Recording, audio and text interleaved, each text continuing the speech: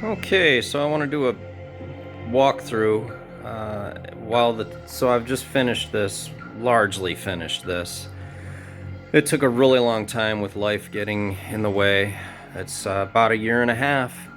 And it's before the ugly stage starts now, so I thought this is a good time to do the walkthrough while everything's still pretty. Alright, so I guess start with the theme. The branding is, I got this sump, which is Reef Octopus. Bit overpriced on everything, but very good reputation, very well liked for reliability, as I understand it. And so I got this, and I guess design, I would suppose, because I got this sump and it's awesome. It is totally brilliant. The build quality is outstanding. The features, I mean, it works. You're able to achieve zero sound with it in the filter sock area. Although there's some things to talk about there. In order to achieve that, you have to actually run the water line higher than I think the sump was designed for. So this is actually a design flaw. There's a gate over there that you raise and lower that you can see right there. To change the water level in the sump, and with this level, with this water level here, the water is higher than the highest level that gate can go, so it's meaningless. That tells me that this is a design flaw. When the water level's down here, where the gate, basically at the highest level that the gate can go, water falls in the sock area, resulting in unacceptable trickling sound. But other than that, like I said, once you run the water level at this point, and you can just see it here, it's got to be running right through this line. This whole filter sock area is slightly submerged, and there's absolutely zero sound. And so the sump was so amazing, and I loved the styling, that when I went to build other things, I wanted to copy that styling. So I got these light shrouds. I made these light shrouds. I took a picture of I got a JPEG or something of the RO logo, and use some kind of app to lift it into an STL file for 3D printing. That is probably a little too loud. There we go. Yeah, branding and styling. Next. Oh yeah, so then there's the choice of not building an open cabinet, or with no cabinet, having an open system, exposed system. That's a design choice and a cost choice, actually. Another $200 or $300 for a decent. This is supposed to be a budget build. It's probably $2,500. That's a budget build. If you include all the little parts and tools that I had to buy on AliExpress to get everything done, this little thing is $2,500 or something. So yeah, but the other thing is I build a lot of my systems open. I like to see the gear. I like to do cable management such that other than a few things that there's not much I can do about it, like everything I get to enjoy. The styling that the engineers or designers of the product, their efforts, and I really enjoy that. So here's another example of my old PC, open system. Hello. And here's my current gaming rig. I just love this thing. It's even better when it's on with the LEDs. They're all pink and purple. Next is, I guess we'll go with the overflow. Go from like major systems to like finer points. So the overflow is this modular marine. It's just so good. It's a really nice piece of kit. It's I think it's dead silent. We'll get into audio issues later. That's like a very important like one of the pillars of this build is silence. Anyway, the modular marine overflow, it is really, really sublime. It can be, I think it can be silent. I'm not sure. I do have this particular sound that's coming. Anyway, like I said, we'll get into sound later. All right, so for those who don't know, the way these sumps works, the water comes down into here. It comes through here. It gets filtered in this area with whatever you want to put in there. And then it just gets sent back up to the tank in this area, or with this was a big return pump down there that sends, and this is on. I know the music's playing, you probably can't hear how quiet. Anyway, we'll get into sound later, but this thing really, really performs well with very little sound.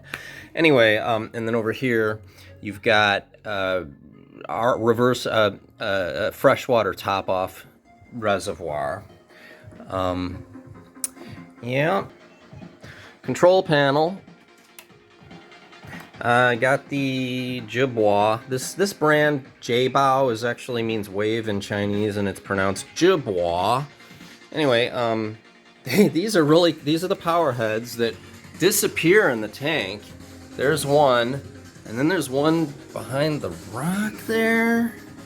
Sorry for the glare, but anyway, they disappear, and these boxes are really cool. I haven't done the Wi-Fi thing with those yet, but yeah, these power heads wave makers are good. They're very quiet. I did have to swap this one out a year after buying it. I went on Amazon and found a similar product and got it, and I just took the head. I gave the dead one back, or this one, the one I got originally was had a little bit of a tick in the motor, and that's not happening.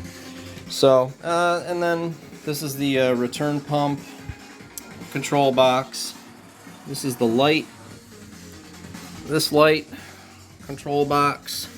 It's really nice. No Wi-Fi on the light, but I don't think I care. We'll see. So there's the mechanical filtration, is the filter sock, obviously. I designed and printed this carbon chamber, and there's biomedia down, sitting below the table that the skimmer sits on. You can probably see those there. Well, you know what I'll do is I'll turn on the fuge light. So what is all this? This is the refugium. I built this wall to add to the sump. This white wall makes this new chamber here. This is not original.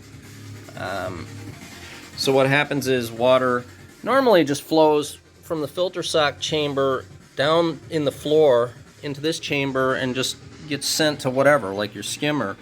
But what I did is I redirected the water with this channel I designed. This is also printed, not PLA, it's PETG, so it doesn't there's no problem in the water, no corrosion or anything. So water flows down through this channel into here and swirls up through and exits there through the carbon chamber. And so I intend to put Kato here, or there's another red one I'm thinking I want to try. So you know what, I'll turn the light on. The light is, it's working. Before I had the light, it was so bright. I've knocked it and it's a little bit crooked. It's not easy to keep it. So this light took a ton of work. Oh, there we go. So you can see sometimes it does this weird like shutter blinds effect. The light is so bright, but it's working pretty good. You can see it. This thing, I went through multiple iterations of this refugium light. I had one originally that was affixed to the underside of the aquarium here. You can see that where that was.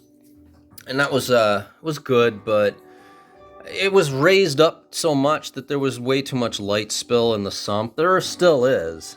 This is maybe a work in progress, but I mean, I really like the way it looks. This is a Be Quiet fan. It's quiet. And then I designed this shroud, and it's sitting on a heat sink that I got from AliExpress. This light is very cool to the touch, and I think it's 150 watts. What? 150 watts. It's one LED COB. I'm not going to point the camera directly at it. It's good. So back there we have, in the back we have a Bubble Magus skimmer that's really nice. It's just really nice. And I got that on AliExpress for $150. This is like, they're not widely available on Amazon, but yeah, no, they are. They're on Amazon for like $280, $290, maybe more than $300. Anyway, it was a real score. I'll turn it on here. So I just popped on the skimmer. It's also a DC motor. It's quiet. It's quiet. Yeah, I gotta turn it off. I gotta reset the table it's sitting on. It's a little bit low. But this is a really, I think I'm just gonna get amazing performance. I mean, for the size tank, that's much more than I need, and it performs better than a lot of skimmers I've had. I mean, the bubbles are just really foamy, fine. There's a thick like lather of bubbles, and it's just really dense in there, the foam it's creating. And I mean, it's just, there's nothing in this tank except for like starter bacteria, and it's wanting to get some skimmate. Anyway, auto top off is achieved with that Jabois dosing pump. It pulls water from the reservoir here, and then it has another hose in the back that delivers that water to this calcium reactor. I don't know why it's called a reactor. Some people call these just a tube. So I'm gonna put kalkwasser in here, and then looks like I don't have the thing turned on. But anyway, there's a magnetic stirrer. This is the original, essentially the original design from Julian Sprung's book from 25 years ago. I built one of those on a tank I had back then that was way bigger than I could manage. I had 100-gallon, and it wasn't very successful. But I did have one of these I built. I've recreated that. I don't know any different. This is what I know. It works so well. The kalkwasser only rises to a certain point, and with the magnetic spinner going, and it just creates this milk solution that has like a very clear line level, and so you keep that below the tube, and when water gets delivered, the only water that spills out and over into the system is that without the milky solution above that, and that apparently is what you're supposed to do. I ran a pH meter on a tank with this kind of thing going, that old tank from 30 years ago, and pH was really stable. I guess just there's the heater back there. It's a cheapie from Higar, and it's very compact. It's 150 watts, has absolutely no problem handling this system. And the product page says it's got some double redundancies in terms of protection, but we'll see. I actually at some point really planned, and I guess intend, to implement this temperature controller as a redundancy. Print something as a shell, and then run the heater power line through there. Quick demo of the light being on. Maybe talk about it. This light is a Nicrew. Yeah, it's a Nicrew 150. It's good. Or what is it, $100 for 150? No, I think it's the 150 watts for $150. And I put this shroud on because the whole LED lights, hitting me in the eyes when I'm over here, in bed. No way. So, yeah, this shroud took multiple iterations. It was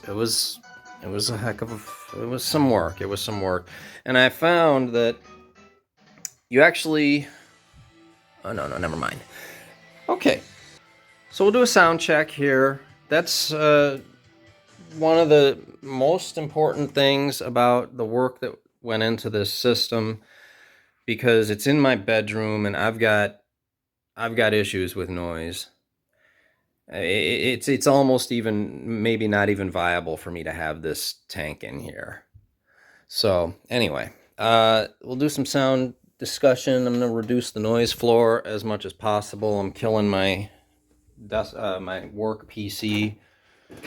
Closing the door to the closet, which has a quarantine in it. All right, so as far as all the things that are that operate, the return pump isn't great. I've had multiple problems with this Jerbois red and white pump. This is the third one. I expect this one to die today. I'm ultimately, unfortunately, going to have to just buy another product, another SKU in that brand, because it's what I'm willing to spend. I'm not going with another brand that's $200-300 for a little, or $200 for a little pump. Many people have had the same problem. This pump doesn't maintain a continuous flow rate. One of them just died. So anyway, when it's not dead or having problems with flow rate, as this one is having no problems, I just got it yesterday, third one,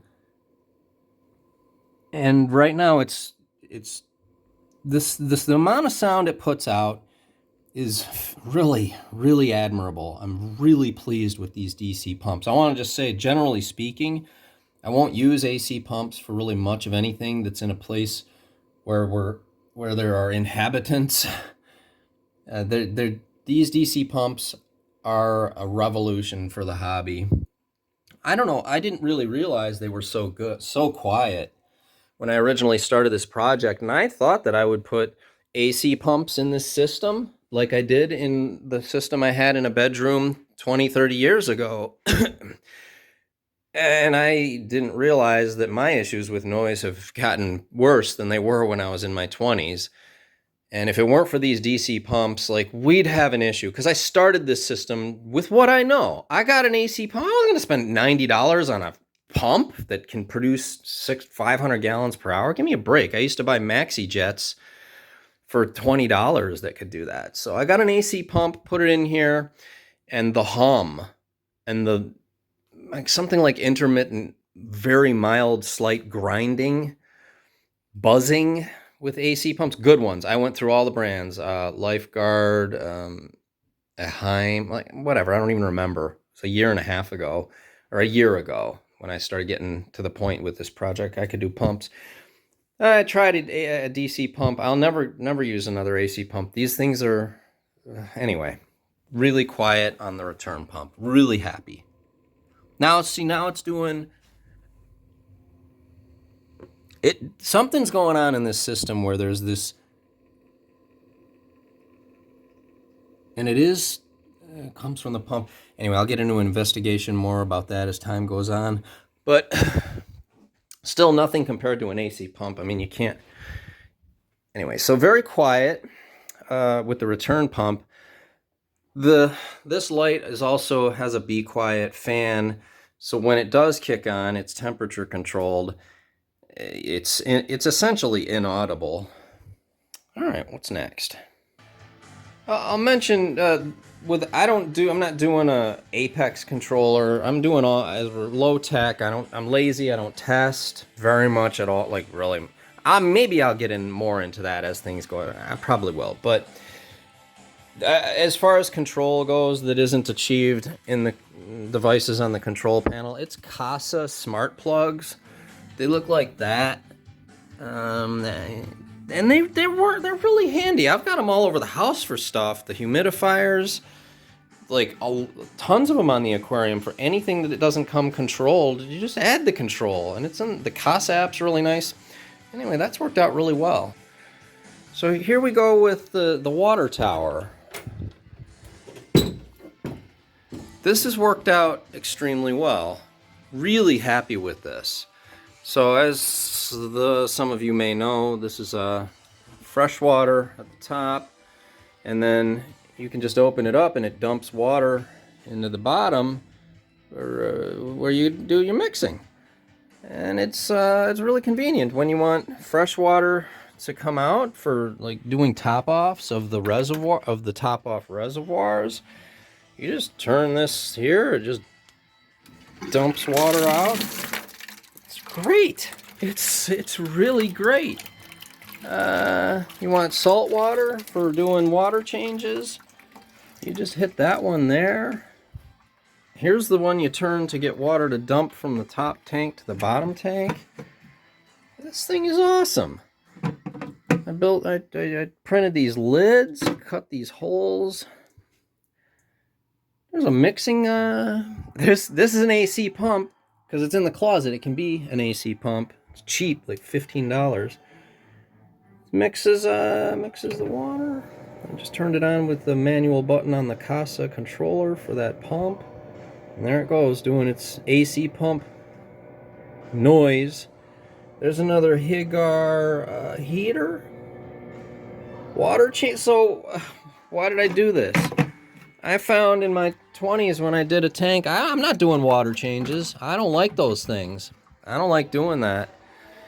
It prevented me from being successful in the hobby, perhaps. Some people don't do water changes, whatever. When you do need to do a water change, even if it's the first time you're putting water in the tank, it's like, well, I suppose this wouldn't be helpful then. But this makes the water changing chore go from something like, I mean, an hour of labor from beginning to end, I mean, or 20-30 minutes, down to 4, maybe like 7 at the most. You can, the way the water system works, the RODI system's there. It feeds down through a line or up and around the frame of the door, and down there and around into the closet here, and up the side all the way to a float valve shutoff on there. Okay. Here's the workshop where a lot of all the crafting is done. There's the actual aquarium supply shelf. Pretty terrible. Like, obviously not a lot, but I did clear the whole, I did at least clear an area specifically for aquarium stuff. That's the box the aquarium came in for when we finally get a house. So the QT, simple, 1 inhabitant. Come on. You're out like at least 5 times a day asking for food. So I got a Ocellaris in there that has grown a lot. He's been in there for like 5 months waiting for this project to finish. My God. Cheapy light, aqua clear, hang on the back, terrible, loud AC noise. There's the Ocellaris. He's great. He's done really well. I got 2. One of them, they both stopped eating after 2 weeks. One of them never started eating again, and it was sad. But that he's big now. He was a little guy 5 months ago. All right, I guess it's just one more thing. The invert QT. We set up this tank for that, and it's doing okay. It's a Lifeguard 14-gallon. Got a Higar light that's adequate. Oh, the Mini Q skimmer from Bubble Magus, same brand as the skimmer in the DT. This thing, it's a DC pump that's so small it fits into the chamber that's supposed to be just mechanical filtration in this tank. This is not stock. It's so nice and quiet, just like all the DC stuff, and it skims. This thing skims. Wow, really, really happy with it. The return pump in here that came with it obviously is a little like no watt AC pump with very low flow. I replaced it with the same line of pump that's in the return pump that's in the DT sump, and they're not good. This line of pumps is not good. I got some salt. But this one's worked out really well. I guess because there's no overflow. Anyway, this one doesn't seem to have that problem, and it's 1,000 times quieter than the original AC pump. It got maybe 20 times the flow capability, which hasn't worked out as well as I would hope, because the flow rate is at the lowest setting is so high that it drains this sump. What do we call these? It drains the AIO chamber too low, and I get noise, so I have to keep the tank water level like here. I actually really like the way that looks. I even I've even had it dialed into where it's completely full. The tank has no water line. I like it.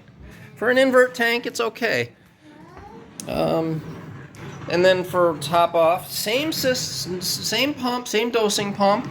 You know, I don't why there's the RO chamber. Why do I use dosing pumps for auto top off? It's because, like I said before, it's what I know. I had that tank 20, 30 years ago, and the way that top off was done was with a peristaltic pump from a German company that was like $250 for the most basic model. And I had the meat calc washer. Oh, it's topping off right now. That one's going. Oh, how cool is that? I've just set this up recently to dose fresh water like 5 or 6 times a day throughout the day. And so yeah, that's why I use dosing pumps instead of one of those new optical switches, because this is what I know. I guess there's an issue. There could be an issue with the top off not shutting off and draining the reservoir into delivering the reservoir's full capacity. I guess that's one way this could fail. From what I looked into, those top off systems with the optical switch have plenty of failure points too, and fail. People have them fail. So this is worked for me before. I'm gonna hope it works this time. Really can't do justice to this build without talking about the Aquascape. This is the super glue method, and you got to get the low viscosity glue from Glue Masters, I believe it's called. And I mean, I'm really happy with the way that's sitting. The other tank I did the same. Like, this is just too cool. The sand in here is you know what, I forgot the name. It's that premium brand. It's not the special grade Caribsea. The sand in the invert QT is that Caribsea special grade, or no, it's like the smaller, the 1 step smaller grain size. This one is that. What the heck is this? I may still have the bag. I don't think I do. No. It's that one. I'm sure you guys know what I'm talking about. It's that one that's a step up. That's, Anyway. Beautiful. The pink little things are pink. Enough. So, yeah. I'm looking forward to seeing what animals do in this. Not as much hiding spaces as is preferable. That's definitely the case. I did, at a certain point, take the whole thing out and add a few more, not really caves, but just areas that at least have, I don't know what you would call that, 2 sides. Trying to get 3 sides. I did end up adding, there's one right there. I did end up adding a piece or 2 underneath to create something of more cave-ish types of things, but no, it's not going to be that accommodating for new inhabitants, and I'm I am planning on using these, what do you call them? These chambers, whatever they're called, acclimation chambers. Yeah, so I think that's everything. I hope some of these ideas were helpful. Yeah. Yeah, you guys take care. Okay, I forgot to show off this cable management. I really like this. So the control box has all these cables. This would be an absolute well, cable management's a whole challenge with the open system. You got to have some like major assets to hide bunches of, I mean, cable management. It's challenging. So I got this wire loom, and there's all the wires in there, and it just, I mean, instead of trying to completely hide them, which you just can't do, there's going to be wires running, and they're all black wires on top of red and white. I mean, I accepted a few of those in the system, but largely you can't have a system like this with you know, it's challenging. The gear has to go around the system in various places, and they all got power cables and signal cables in some cases. So you got to have some cables around. So this moving system, I'm just really happy with it. It turned out nice. I got to maybe redo it because this one's not as long as I'd like. I don't want to see any of that frayed ends where it terminates. But yeah, I think this is really cool. Really liking it. I actually did forget a pretty important part. So this stand came from a Michigan supplier. It's really good. I don't like that I need to paint these black. I need to delete those. But this stand terminates, the legs terminate in these V-shaped, you can see here, V-shaped, maybe you can't see. Come on, phone, focus it up. Get the lighting right. Yeah, well, I don't know. It's a V-shaped piece of iron that terminates in nothing, just an edge. And I didn't want that, like, I think it's 400 pounds, full tank, 30-gallon. I didn't want that stabbing into the wood floor beneath the carpet or the carpet itself. And I talked to the supplier, and he didn't really have any very good ideas.